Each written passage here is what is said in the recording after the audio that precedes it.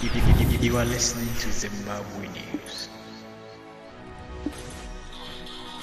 Keep listening to Zimbabwe News. News story, the political actors at Dialogue PROHIBITED has applauded government for an effective COVID-19 response strategy as this has seen the vaccination drive gaining traction. Let's get more details on that story. The hard work done by the government of Zimbabwe, led by President Emmerson Mnangagwa, in tackling this pandemic, notably the speed and efficient national vaccination program, which has seen the country acquiring over 6 million vaccines in a short space of time. It is therefore the duty of every Zimbabwean, regardless of political affiliation, race, or religious beliefs, to get vaccinated, to make Zimbabwe safe for all. Mashingo. Now, more than 200 vehicles and 5 buses have been impounded in Mashingo for violating a COVID-19 regulations. Let's get more details on that story. As Zimbabwe Republic Police in Mashingo Province, we are encouraging members of the public to adhere to lockdown regulations. The purpose of these lockdown regulations is to ensure that people are safe. All right, looking at our next story, more than 200 vehicles and 5 buses have been impounded in Mashingo for violating COVID-19 regulations. The story is stranger than fiction, yet there are spine-chilling details of an alleged attempt to conceal a mysterious death by a couple based in Harare's Zimbabwe Park. Details made available to this news crew are that the now deceased infant is suspected to have died during some traditional ritual, allegedly at the hands of his maternal grandparent, who also doubles as a faith healer. According to a witness, suspicions were raised that the couple was seen leaving their place of residence under the cover of darkness for the alleged burial. Vakafamba ndibva vaenda kuseri kweblock red iri vatomboti fambe ndibva vanomira pavakamira ndibva vadzoka vakadaro. Saka ndo pakazonzi na caretaker besa ndine zvandiri kususpecta panapa nekuti pane zviri kuita sekunge pane mwana anga achirwara kana whatsoever nekuti panapa zvedu mudzimai wagati munhu anoshandira. It is alleged that soon after the child's death, the self-styled faith healer and a husband who works as a security guard at Zimbabwe Secondary School connived to conceal the death by initiating burial within an hour. Unfortunately, their tracks were not adequately covered. Pandakaenda indotarisa panzvimbo apa ndakawanikwa panzvimbo pakachirwa pane dhakanyoro mujinga merwizi. Ndobva ndanyatsokutarisa kuona kuti ichokwadi here kuti pane zvakaitika. Ndichibva ndatora picture yedhaka iroro neunyoro. Ndobva ndadzoka pandakazotaura nabhesa kusvikira tizoenda kupolisi nemudzimai wachona. Mudzimai wachona ndiye akatungamira. Ndobva ndaona kuti ari kunyatsonanga pandandambonanga paya. Ndobva ndanyatsoona kuti saka zvinhu zvandandichitaura ichokwadi. Ndobva tandosvika mudzimai ndobva panongedzerawo futi. This news crew went undercover to seek the intimate detail from the accused perpetrators. Gomba rafunga rakachirwa kuma 5 sekuru vemwana ndo vakachera gomba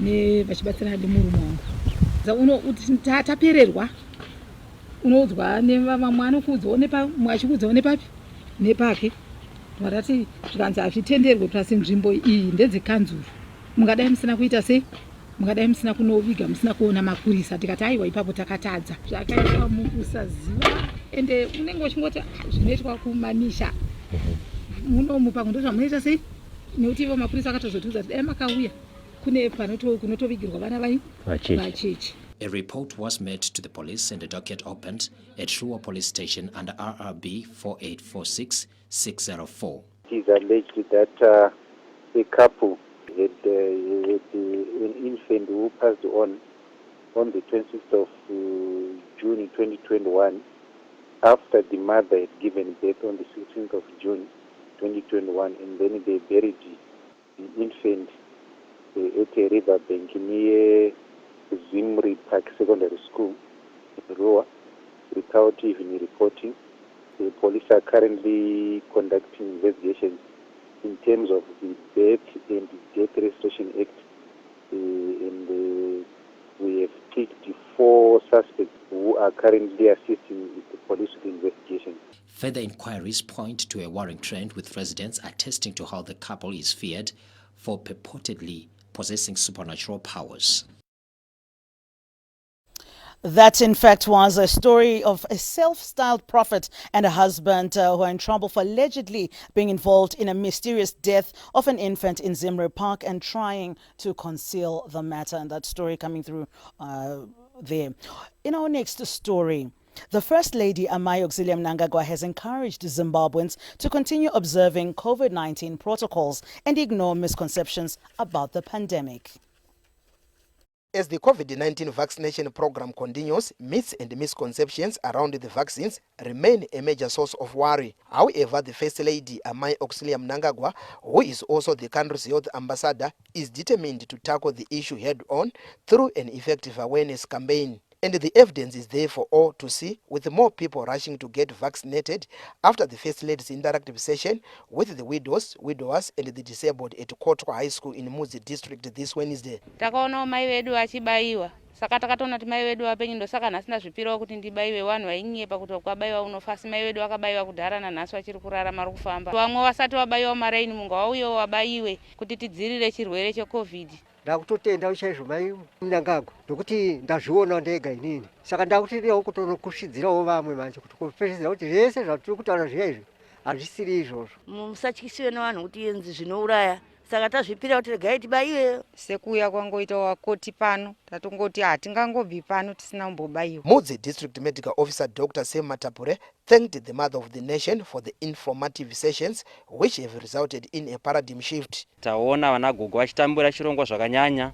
Dimandi yacho yekuti vabaiwe yatozotikurira tikatoita kuti mota ibve kuhospital iwe nemango mavaccines pano paKotwa High School tatoi include zvakare kuti ive another vaccination center. The vaccination program and its benefits were high on the agenda during the interactive sessions with the elderly. Pane vangandiudzawo zvavanoziva nezvekubaiwa kwenhomba iyi here. Nhomba chinhu chakanaka chaizvo chinodziita kuti tisaonekwe nekubatwa nezvirwere zvikuru sei chirwere cheCovid-19. Tinobaiwa majikiseni anokwana 2. Wapedza kubaiwa wopiwa certificate rako nokuziva kuti wakadziiriwa. Ndaikumbira kuti ndiwane vamwe vairi vangatiudza kudava nezvikonzero zvekuti sei vasiri kunobaiwa. Unenge huri umbimbi ndoga kusada kunobaiwa vari kufamba wachinyeperana uzi mungabaya majekiseni aya munofa. The importance of traditional foods also came under the spotlight. Tiudzeiwo zvikafu zvine utano zvemakare edu. Mashava anonzi mapfunde nerukweza. Also gracing the event was the chairperson of Mashonaland East Chiefs Council, Chief Nechombo, who thanked the Mother of the Nation for the initiative. Muno mumaruwa tachangamukawo tane maruzivo rwekuti kubaiwa inhumba dzatakakura tichibaiwa kubva pasi chigare, saka ngatirambei tichibaiwa kuti tive tinozvidziiridza tive tinopona kubva kudenda iri. The First Lady also donated blankets, food items and toiletries to the elderly. In her remarks read on her behalf by Mashonaland East Minister of State for Provincial Affairs and Devolution, Honorable Apollonium Mjerengi, the First Lady, Amai Auxilium Mnangagwa, urged Zimbabweans to be vaccinated and protect each other from the invisible enemy. Kuti tirwise denda iri risarambe richipararira, tinofanira kubaiwa vaccine reCovid-19. Tinoshuvira kuti vanhu vedu, vana mbuya, vana sekuru, endai munobaiwa. Amai Mnangagwa also spoke against domestic violence, encouraging victims and other concerned citizens to take advantage of the toll-free number 575 and the National Gender-Based Violence Call Center set up in her office, which allows victims to swiftly get help from the police victim-friendly unit or professional counselors.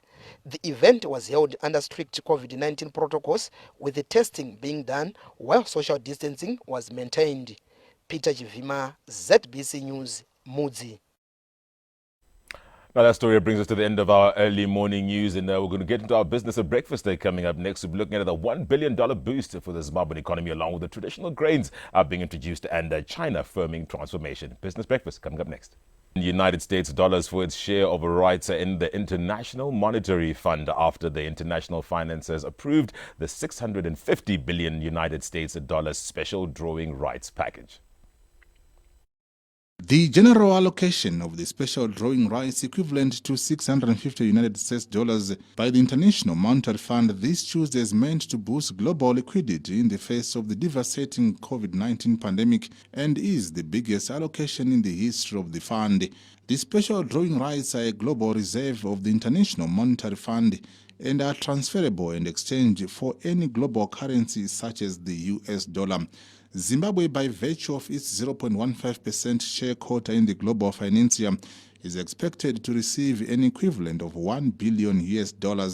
In his mid-term fiscal policy review last week, the Minister of Finance and Economic Development, Professor Mthuli, anticipated that the approval was going to further buttress Zimbabwe's economic growth trajectory of 7.8%, and economic analysts concur this is a timely boost for the country's economic revival efforts. The coming in or the approval of SDR allocations by the IMF would go a long way in dealing with the current volatilities in Zimbabwe and supporting the broader macroeconomic imperatives. The economy is set on a recovery path. We happily accept the $1 billion due to Zimbabwe, which will go a long way in ensuring not just the attainment of the set 7% target, growth rate target, but it will enable even notches above the 7% set target. To the skeptics, to the pessimists, this represents a seal of approval, of confidence upon the economy of Zimbabwe. The special drawing rights are not conditional and neither do they attract any interest, which means that the US $8.2 billion external debt and the unilateral sanctions will not stand in the way of Zimbabwe receiving an allocation because they are enjoyed by all 190 member nations of the fund. Owen Mandova, ZBC News, Harare. Oh, this is excellent news as it does speak to the international re-engagement policy that's in line with NDS1, that's the National Development Strategy 1. Now, in our next story, farmers who are into production of traditional grains are basking in glory after a bumper harvest of their crop, fetching 38,000 Zimbabwe dollars per ton at the Grain Marketing Board. Let's get more details. Driven by the need to mitigate the effects of climate change, which include food insecurity, communal farmers in Chibwedziva area of Chirezi East constituency have upscaled the production of traditional grains, which has improved their livelihoods. ZBC News crew caught up with some communal farmers at Chibwedziva Grain Marketing Board Center who shared their success stories after venturing into red sorghum production.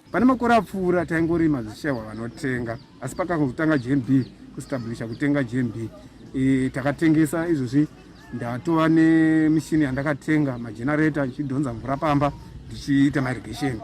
Gore rino ndakakwanisa kurima 6 hectares.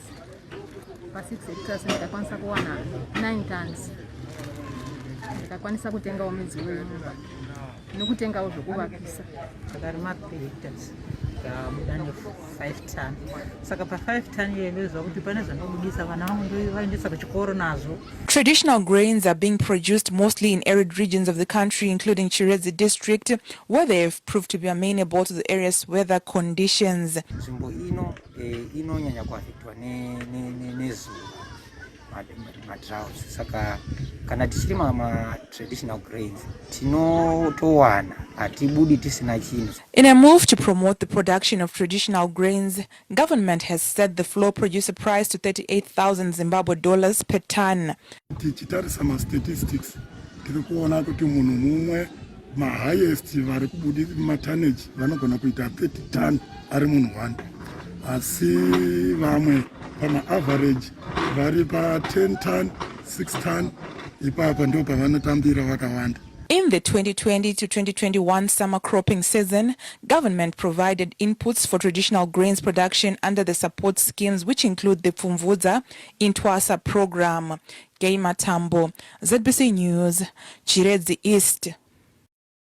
Now, the next business story. As the rules continue transforming the Chinese education sector, stakeholders have been challenged to make corresponding changes, and sometimes drastic ones, as the world evolves to the new normal. Under the new guidelines, establishment will not be approved for tutoring institutions to teach core student subjects like math or foreign languages to students from kindergarten to grade 12. Shares of some leading tutoring firms such as TLL and New Oriental have all taken a pounding since the announcement. Both of them have cancelled release of their Q2 financial reports, which have been scheduled for this week. Wang says the companies will have to shift their business focus to something quite different, perhaps to the popular field of adult education. That market was worth 110 million yuan last year, and it's quite popular. I know a lot of people around 25 or 26 years old who are taking civil servant training. Many are learning languages like Spanish and Japanese and taking civil servant training. The costs of shifting focus for tutoring firms are expected to be high, but they are likely to be able to afford it. And of course, throwing cash at new problem is a recipe for tough competition. Potential challenges are increasing customer acquisition cost, increasing R&D cost, and there will be strong competition on those. Because if you look at all the potential new joiners into the space, a lot of them are leading players in their space. They have tons of cash on their book, which means they're happy to make a lot of investment. In addition to adult education, some of the companies affected are setting up to provide adult education consulting services and also to continue education for the young in art, sports, and sciences, which are not impacted by the new regulations. Well, that's all we had for you in terms of Business Breakfast this morning.